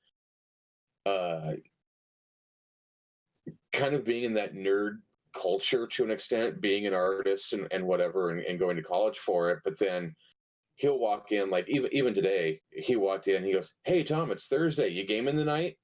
I'm like, "Yeah, actually we are, and I'm going to be on a Twitch show beforehand. It's going to be really crazy, but we're doing this, And so he takes an interest in what I'm doing, and I've brought in figures and shown him and things like that. So it's been pretty cool to have a supervisor that is just as geeky and nerdy as you are, to be able to talk to you about that, and he'll throw out some kind of crazy movie reference, and I'll pop up from my cube and I go, "I got that referenced." So oh, go ahead. Sorry. No, go ahead. I was one of my writing partners, my really good friend Brandon Guyman, BQ Guyman on Twitter. Follow him. He's a brilliant author, and makes wonderful stories. He's our GM of the A Terrace podcast. And no, I'm not just name dropping. Shameless drop. Hey, anyways, he's a wonderful guy. Hey, and we met at work. We're both project managers, and we both got the same job at the same time. And a lot alike, and we literally, when we were actually working in the office, we would literally spend 8 hours a day in my cubicle working on our projects and talking about Savage Worlds and talking about D&D. And I've been in 3 or 4 different streams with him as the DM, and now we're doing a Terrace, and we're doing some other stuff that I'm putting on myself that he's the GM of, and that's coming later down the road. And it was literally 8 hours a day of me sitting at work, getting paid to sit at my computer, do my job, and just talk TTRPGs. I mean, for everything from we broke down like a level 20 fighter versus a level 20 wizard who actually does the most damage, and giving the circumstances, and come to find out it's about directly the same if you do the mathematics correctly. And and it would piss off the people around us. Who gives a shit? We're talking like, okay, so if I want to build this lion man, I think that we need to build him this way. And this is the conversation in the middle of corporate America. These two dudes just blah, blah, blah, and it was just like, and it was the greatest, and I miss him dearly. I only get to see him through virtual world right now. But if I would have walked up to my 10-year-old self, cracking open that purple box with Billy, and I've been like, "Hey, bro, in 30 years, I'm going to get emotional. In 30 years, you're going to sit around and talk about this stuff." It's crazy. Like, preach. Yeah, absolutely. Right there with you. I mean, it's funny you talk about, there was a long time in my life where I would have never had those conversations you had at work, Right. And I man, good for you. That's awesome. Because those kids needed to hear it. They needed to stick with it and realize it's going to be cool someday, and just keep doing it, because that's what's going to matter in the world in the future. The thing that the realization I came to was, what's the worst that can happen if someone finds out what I do, and like my hobbies, and they don't like it, or they think it's weird. I'm a grown ass man. Yeah, I'm a grown adult. Yeah. Who cares? Yeah, exactly. I don't give a shit what you guys think, and exactly it's cool as shit. Yeah. That's exactly why I finally like started opening up with my coworkers and stuff about it, because I was like, yes, they're my coworkers, but at the end of the day, they're not the people I go home and hang out with. Right. And Right. so Yeah. what does it matter if they like me after office hours? I don't like half my Yeah. coworkers, so I don't care if they like me. That's fine. Exactly. I mean, Yeah. I'm fortunate in that most of the people that I have worked with across my lifespan have been pretty phenomenal people, and they're all like, "You do what? That's so cool," But at the end of the day, like, if it's somebody that's worth spending, and this is a blanket statement for anything, if it's someone that's worth spending time with, they're going to take an interest in it, or at least be happy that you are happy. Yes. Right. So Yeah. If Mhm. they're You know, decent people, yes. yeah. Yeah. I really like my coworkers, and I am the youngest person on an IT team of people who have mostly been lifers at my company, working there 30 some odd years. Some of them have been at the company longer than I've been alive. So, we don't connect on that level. But the fact is, I met my two partners for our little company through my job. Someone invited me to a D&D game That's in lovely. 2008, and I ended up in the middle of this group of local theater people who all play D&D, and it has been a magical experience playing D&D with actors. Oh yeah. for Yeah. 12 years now. It's been Yeah, really and- cool. I mean, I will say always give it a shot to talk to people, especially at your work. I will say I am still one of those people that has a really hard time letting my nerdness sneak into my office because I know the people I work with. Mm-hmm. I get it. Yeah. But you get Mhm. if you let those little things sneak once in a while, I've started to learn like there's 4 other people in my office that play, so we chat with each other. Yep. And that's kind of spread out a little bit. And there's been a few people that have come into my office that are just like, don't tell anybody, but I'd like to try. Could we try? Just don't tell anybody. And it's like, cool. So we have like 6 people who want to learn how to play, and eventually it's going to be more and more people to the point where Sure. the people who like it are going to outweigh the people who don't. Absolutely. But I feel Absolutely. the struggle of the people who are still struggling with that. Yeah, I'm Just going to be go to the yourself. office and I'm just going to be my nerd ass self. Yeah. Yeah, I just be work yourself. for a very stodgy company in the New England area, so it can be a bit difficult to fully open Wait, up you about found stodgy myself. people in New England? I don't. No. To be fair, there has been a lot of I always lot thought they were in the upper loosening up. Midwest. There's been a lot of loosening up over the past few years, and they, but there's a lot of tradition, and so I tend to be kind of quiet about myself for the most part. The music, the guitar is a much easier thing to share, Yeah. I find. Yeah. But that's Yeah, I what can see Twitter's that. for. Right. You can't Right. do it at work. Yeah. You can't do it at home. We're here for you there. Twitter, Twitch, Oh, yeah. all Twitter, these places. Twitch, Discord, Instagram, Discord. like the internet's out there for you. Oh yes, and We're that here. is why I play a game pretty much every night these days. Exactly. Yeah, right. I'm on 3 streams on Twitch. So, Yep. well, with that said, we have to start wrapping it Jeez. up. It has Ah. been 2 hours already. Wow. If Right. you can believe Wow. it. So, Shock. but this is the type of conversation that I love to see continue on Twitter. So, feel free to, everybody that has been on tonight's stream was tagged on Twitter. So feel free to drop us tweets if you have more that you want to talk about or share. And I'm going to go around again and have everyone remind us of who you are and where we can find you on social media. And if you have any like projects that you're working on coming up that you want to share about, or if you're a streamer that's doing a fundraiser, things like that, this is a great time to share all that stuff. So I'm going to go in the reverse order of where the way we started. And Jeff, we're going to start with you. All right. So I'm Jeff Muller at TheMightyJerd on all the socials. If you're interested in my thoughts on nerd fitness and whatnot, you can always go to my website, thejerd.com. That's JERD. If you want to listen to me wax poetic about nerd fitness and stuff like that, the Geek Fitness Matters podcast can be found on all your major podcast platforms.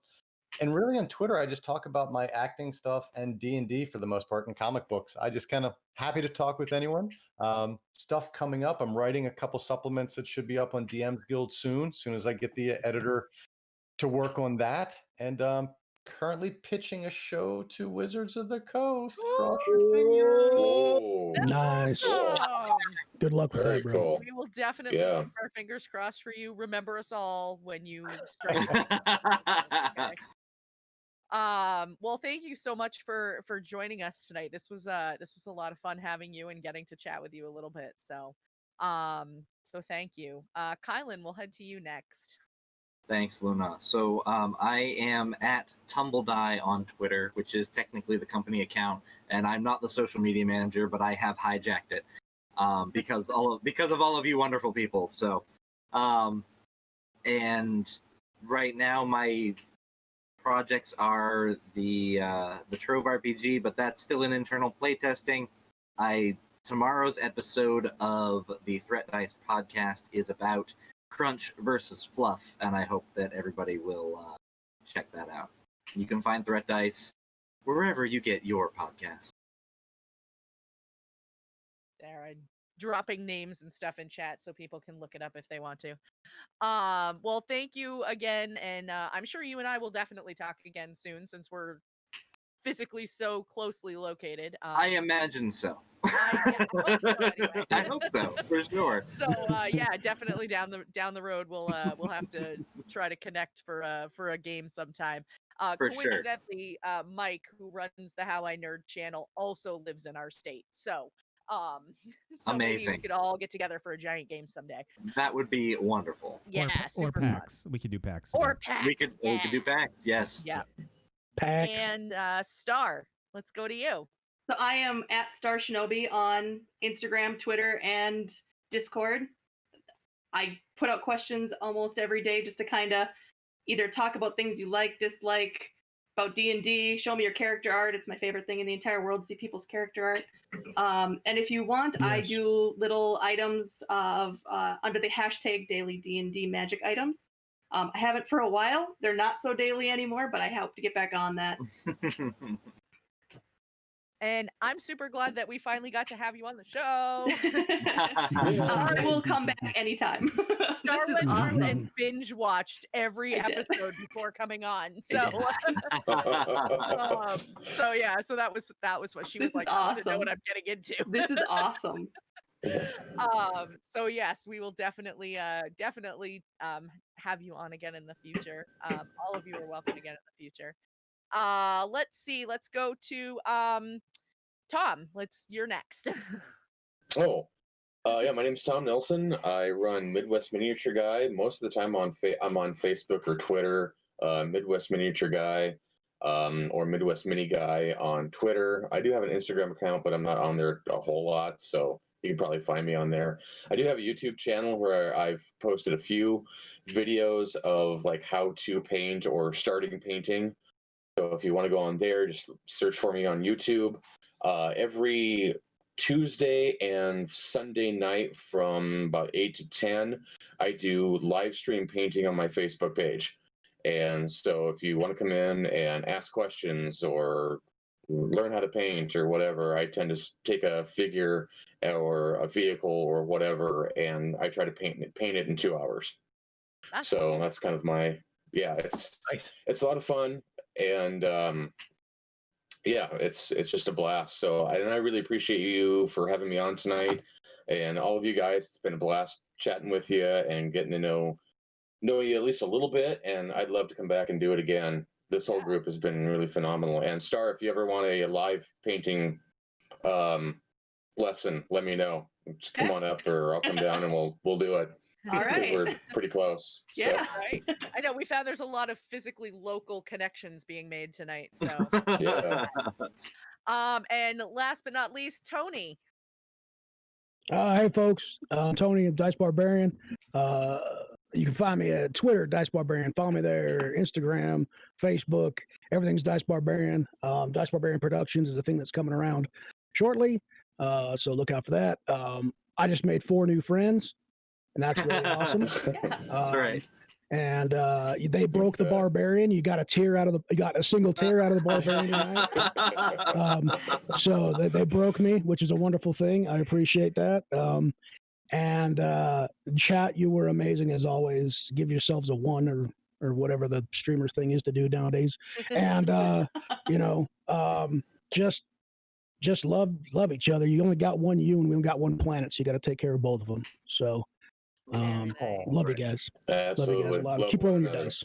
Well, thank you so absolutely. much. Thank you so much, Tony. I'm glad it worked out to have you on, like I said earlier. So I love it. so that Thank you so much, Luna. That was great. And I am Gamer Mom Luna. You can find me as Gamer Mom Luna on Twitch, Twitter, Instagram, and Facebook. Facebook, I'm not so great at keeping up with, but all the rest I do okay.